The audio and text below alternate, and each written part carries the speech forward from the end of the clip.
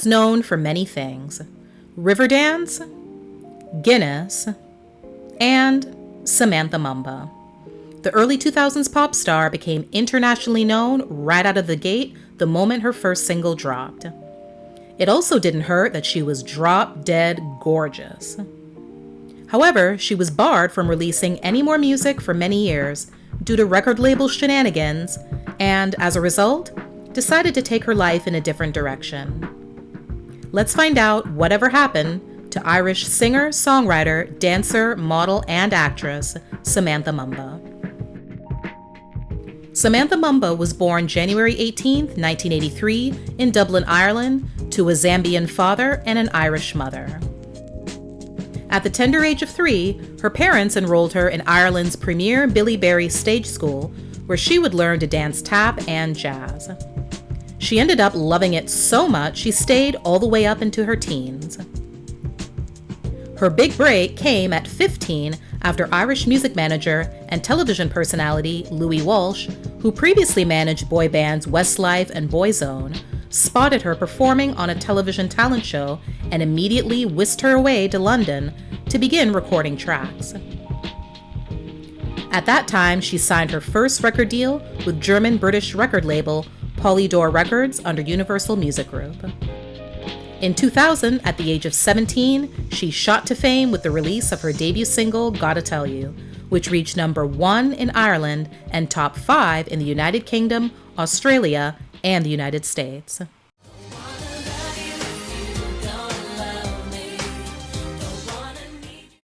Her album of the same name was also released later that year.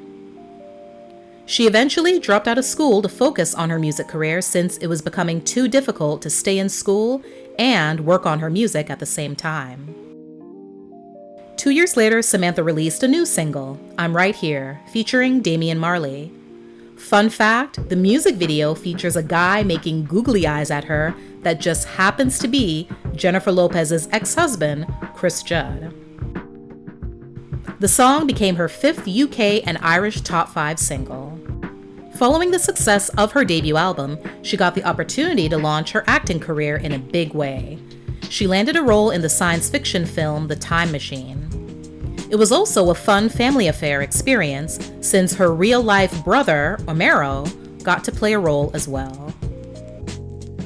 Around this time, she also got an amazing opportunity to model the world's most expensive dress, a £5 million diamond cobweb dress created by Scott Henschel. She showcased it at the London premiere for the American superhero film Spider-Man 2 in 2004. Then she took somewhat of a forced hiatus when she got caught in the middle of a major record label merge that resulted in her entire team getting wiped out. The project that she was working on at the time got shelved, and she was thrown into a state of limbo when the label refused to release any of her music, but she couldn't jump ship because she was still under contract. This went on for the next couple of years. Typically, this turn of events can sometimes lead many artists to experience a bout of depression because they're not able to fulfill their passion. For Samantha, it wasn't that serious. During her downtime, she was finally able to be in one place for an extended period of time and not live out of a suitcase. She bought a house and had so much fun in it with family and friends, they started referring to it as Club Mumba. Eventually, acting became her next creative outlet, coupled with a big move to LA. She also admits that she did lose her love and passion for music, which resulted in a lack of fight in her to battle against her label to get her music out. However, she was quite content to enjoy her 20s out of the spotlight. In February 2012, Samantha married Torrey Scales, a former LAPD officer. The bride looked stunning in a strapless mermaid gown with a sweetheart neckline and carried a bouquet of white roses as her brother escorted her down the aisle.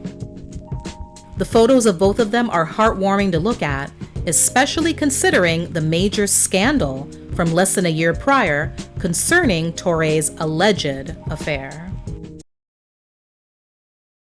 Desiree Cortez, the other woman, even revealed intimate details about their relationship in an exclusive interview with the Daily Mail in October 2011. She claims that during their 2-year affair, Torre went to extreme lengths to ensure Samantha wouldn't find out. Apparently, he had a routine of going back and forth between the two women's homes, spending weekdays with Desiree and weekends with Samantha. Even after becoming engaged, Desiree says that Torre still continued to sleep with her. Initially, when they met, Desiree believed Torre was single, but had a rude awakening when she saw photos of him and Samantha several months later. Eventually, Samantha found out what was going on after going through Torre's phone. Desiree's number was there, and Samantha decided to text her and request a phone call back so they could talk. Desiree made the call. The conversation was short, but by the time it was over, both women knew exactly what was going on with the other. Both relationships, however, continued. Desiree claims she was in love with him and never took his relationship with Samantha seriously because they never stopped seeing each other. Their affair is presumed to have ended on the day that Torre and Samantha married, as he promised to Desiree that it would, and also since it appears no future news stories about it have been reported. Ironically, Samantha's own words would come back to haunt her during a 2001 interview with Boy George, where she spoke about her feelings towards LA men. I don't like LA guys, for instance. I think would not do anything for me. I mean, they take way longer than I do to get ready. That I've no time for. Maybe she should have stuck it out with Cisco, who she dated briefly between 2004 and 2005. That's blasphemous and true. In June 2013, Samantha confirmed her musical comeback on Twitter.